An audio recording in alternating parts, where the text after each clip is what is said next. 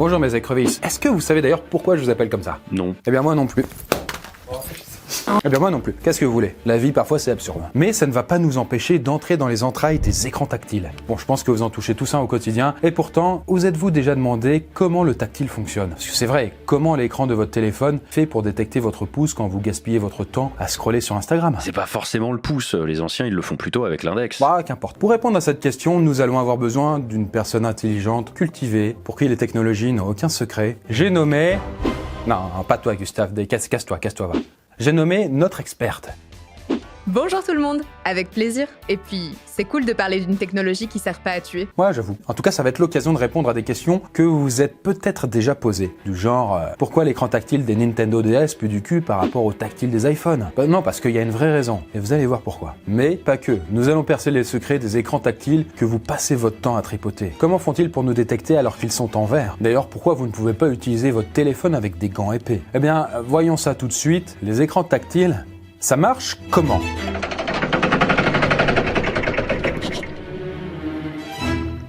Alors, je sais pas si vous êtes au courant, mais il y a deux grandes catégories d'écrans tactiles. D'un côté, il y a les écrans tactiles comme par exemple les DS, mais pas que, on verra tous les autres après. Et de l'autre côté, il y a des écrans comme ceux par exemple de la Nintendo Switch, ou plus récemment évidemment comme ceux des smartphones. Je précise, il n'y a pas de partenariat avec Nintendo. Et entre ces deux types d'écrans, si le ressenti est différent, c'est normal. C'est parce que le fonctionnement n'a rien à voir. D'ailleurs, petit aparté, mais il n'y a pas que deux types d'écrans, mais il y en a deux qui dominent le marché. Du coup, on commence par quel type? Les écrans tactiles agréables à utiliser ou celui de la DS? Ah bah gardons le meilleur pour la fin. Eh bien très bien, les DS ont ce qu'on appelle des écrans tactiles résistifs. Mais voilà, ce sont pas les seuls. Les écrans par exemple des distributeurs de billets sont souvent aussi résistifs. Mais par exemple aussi à McDo, quand vous allez aux bornes pour commander vous-même, bah du coup là aussi ce sont des écrans résistifs. Et vous vous rendez compte parce que c'est dur à appuyer dessus, il a du mal à répondre, il met 3 plombes. Mais ne vous laissez pas impressionner par le terme résistif. Le fonctionnement est tout simple. En gros, ce type d'écran se déforme quand vous appuyez dessus. Ah, c'est pour ça qu'ils ont une sensation un peu molle au toucher? Exactement comme ma bite.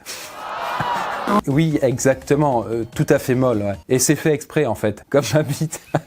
Exactement, c'est fait exprès. Ces écrans fonctionnent à la pression. Mais regardons à l'intérieur pour mieux comprendre. Les écrans tactiles résistifs sont formés de plusieurs couches qui sont empilées. C'est un peu comme un oignon, mais plat, et sur lequel vous pouvez jouer à Mario Kart. Et un oignon qui sent pas mauvais, quoi. Oignon, avoir, couche. C'est agréable ce bruit. La première couche, celle que votre doigt ou votre stylet touche directement, c'est un film souple et transparent de polyester. C'est une sorte de plastique quoi, mais transparent. Et collé sous cette couche de plastique, il y a un revêtement conducteur qui s'appelle l'oxyde d'indium éteint. Bon, c'est un matériau qui a l'avantage d'être à la fois conducteur d'électricité et transparent. Et encore en dessous de cette couche conductrice, il y a une couche de vide, de rien quoi. Puis, encore en dessous, il y a à nouveau une couche conductrice d'oxyde d'indium éteint qui est posée sur du polyester. Et encore en dessous, on a l'écran avec ses pixels, sans lequel il n'y aurait pas d'image quoi.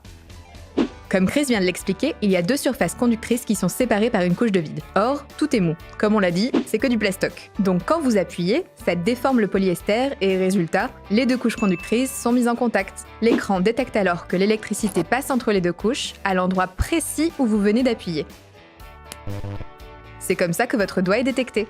Donc voilà, les écrans résistifs, c'est aussi la technologie que vous retrouvez sur les liseuses. Voilà, typiquement cette liseuse, bah...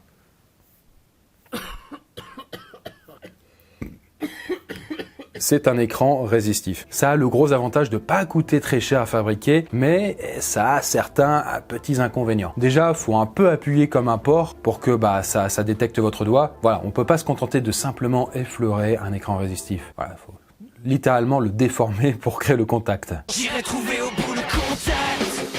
Ensuite, il y a souvent une mauvaise prise en charge du multitouch. On peut donc rarement zoomer sur une photo avec deux doigts qu'on écarte quand on utilise un écran résistif. Et dernier inconvénient, il y a tellement de couches différentes qu'en fin de compte, ça dénature un peu les couleurs de l'écran. L'image est un peu terne, un peu sombre. Et c'est parce qu'il n'y a que 75% de la lumière émise par l'écran qui arrive jusqu'à nos yeux. Et puis, entre nous, il y a aussi un petit problème d'usure. La couche de plastique se raye à force de gratter avec le stylet ou avec votre doigt. Ah, je suis en train de le niquer quoi. Quoi? Mais ça va pas, mec! Et il y a aussi la couche conductrice, collée juste en dessous, qui s'abîme à force de se déformer. Après, il y a plein de types d'écrans tactiles résistifs qui ne se valent pas tous. Mais globalement, c'est une technologie qui est de plus en plus délaissée au profit de types d'écrans que vous avez tous sur vos téléphones ou sur vos tablettes. En tout cas pour les téléphones qui sont à plus de 100 balles quoi, généralement. Et c'est-à-dire les écrans tactiles capacitifs. Et comme vous l'avez remarqué, l'écran capacitif de votre téléphone portable, il ne se déforme pas du tout. Sauf quand vous le mettez dans votre poche, quand vous le marchez dessus quoi, évidemment. Mais c'était pas fait pour quoi.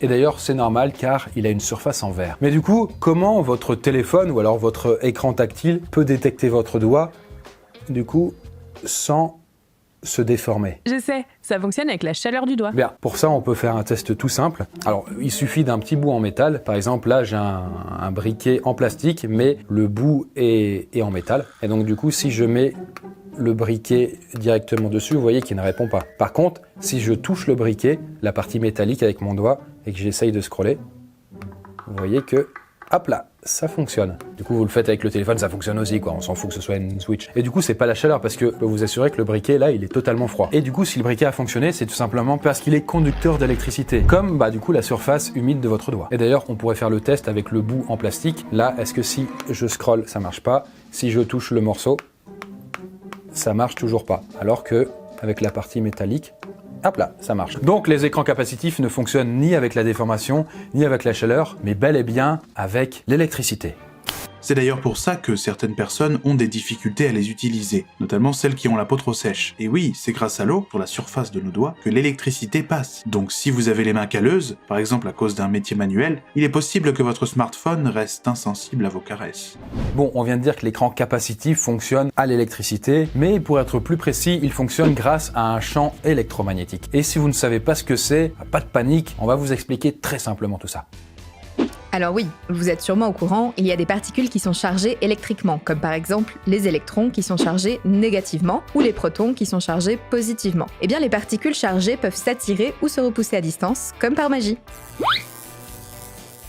On dit que ces particules produisent un champ électromagnétique. C'est d'ailleurs grâce à leur champ magnétique que les aimants peuvent s'attirer ou se repousser à distance, eux aussi. Eh bien, c'est ce principe d'attraction-répulsion à distance qui est utilisé dans les écrans capacitifs. Pour mieux comprendre, on va regarder comment c'est fait. Comme dans l'écran résistif, il y a plusieurs couches qui ont chacune un rôle précis. Alors, la première couche, c'est du verre, mais très fin, comme on l'a dit. Et en dessous, il y a une grille horizontale. Et encore en dessous, une grille verticale. Et évidemment, encore en dessous, on a l'écran. Ce sont donc deux grilles qui vont permettre de détecter votre doigt. J'ai jamais vu de grille dans mon téléphone, perso, hein. Enfin, même en regardant de très près. Ouais, mais tu sais, ça c'est parce que c'est vraiment qu'elles sont très très discrètes. Elles sont toutes petites. Oh, vous êtes tout petit en bas. Peut-être c'est avec une méga loupe, tu arriverais à les voir par contre. Et d'ailleurs, cette couche, elle est faite elle aussi en oxyde d'indium éteint, comme les écrans résistifs. Mais venons-en à la détection à proprement parler. Imaginez un circuit fermé avec une batterie. Comme vous le voyez, il y a un courant qui se déplace dans le circuit, c'est-à-dire qu'il y a des électrons qui se baladent. Eh bien, ce qu'il se passe dans l'écran tactile, c'est qu'il y a les deux grilles dont on vient de parler qui sont dans le circuit. Les grilles barrent la route des électrons qui ne peuvent donc pas passer entre les deux grilles. Mais ne vous en faites pas, c'est fait exprès. Du coup, les électrons arrivent dans la grille d'en bas, ils s'accumulent, puisqu'ils ne peuvent pas passer dans la grille du haut. Mais rappelez-vous de ce qu'on a dit, les électrons peuvent se repousser à distance. Et c'est ce qu'ils font en fait. Les électrons qui s'accumulent dans la grille en bas font donc fuir ceux qui se trouvent normalement dans la grille du haut. Bref, on a la grille en bas qui est chargée négativement puisqu'elle a beaucoup d'électrons et la grille du haut est chargée positivement car les électrons ont déserté. Il y en a pas beaucoup quoi. Imaginez un instant, on remplace les électrons par des humains et en bas du coup il y a beaucoup de gens, il y a une énorme foule, peut-être que du coup il y avait un concert et en haut il y a personne. Donc voilà la situation d'un écran tactile sous tension tant qu'on ne le touche pas. Mais tout change au moment où votre gros doigt boudiné vient se poser sur l'écran.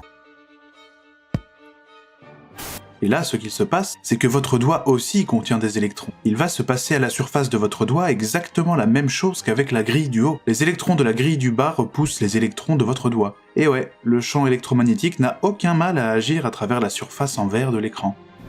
Sauf que toute la force qui sert à repousser les électrons de votre doigt, elle ne sert plus à repousser les électrons de la grille du haut. Du coup, on voit que des électrons reviennent dans la grille du haut. Et quand il y a trop d'électrons qui reviennent dans la grille du haut, c'est tout simple, votre téléphone le détecte et c'est comme ça qu'il sait qu'il y a eu contact. Ah mais j'ai capté, c'est comme si notre doigt venait un peu dévier l'énergie. Voilà. C'est un peu l'idée. On emprunte de l'énergie et ça se remarque. Sauf qu'il y a encore un petit problème à ce stade. Et c'est que votre téléphone sait que vous avez touché l'écran, mais par contre, il ne sait pas précisément où vous l'avez touché. Car en fait, vous avez fait revenir des électrons à un endroit précis de la grille, mais on ne sait pas où en fait. Le téléphone, il mesure des rangées entières. Il sait juste que vous avez appuyé sur le téléphone, mais il peut pas détecter où ça. Du coup, impossible de savoir. Peut-être vous avez touché là, peut-être là, peut-être là, peut-être là. Comment peut-il détecter tout ça? Ah merde! Mais t'inquiète, des ingénieurs super futés ont trouvé une solution plutôt smart là-dessus.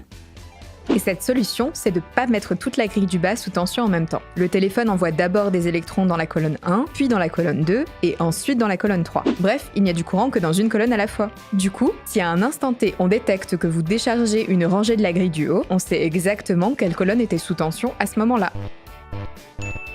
Eh oui, car s'il n'y a que cette colonne qui est sous tension et qu'on détecte que des électrons reviennent dans cette ligne, vous avez forcément touché à l'intersection de la colonne sous tension et de la rangée où des électrons viennent de revenir. Et ainsi de suite. Ensuite, on met la prochaine colonne sous tension, le téléphone regarde s'il y a contact, etc., etc. Et il le fait autant de fois qu'il y a de colonnes, puis il rembobine, il reprend à la première. Et tout ça en boucle. Et du coup, chaque colonne est sous tension pendant juste 10 microsecondes. Voilà, c'est un peu technique, mais c'est comme ça que ça fonctionne. Et c'est grâce à ce système où les colonnes alternent qu'on peut avoir du multitouch. Car en fait, si on avait mis toute la grille du bas entièrement sous tension en même temps, on n'aurait pas su si vous touchiez une ou deux fois une rangée en particulier. Mais bon, là, on détecte d'abord un point, puis l'autre ensuite, mais ça se produit tellement vite que vous avez l'impression que les deux doigts sont détectés en même temps. Ah, mais c'est grâce à ça qu'on peut zoomer sur les images. Exactement, donc c'est beau la technologie. Mais ça a des limites, c'est à cause de cette alternance des colonnes que l'on ne peut pas avoir des écrans capacitifs géants.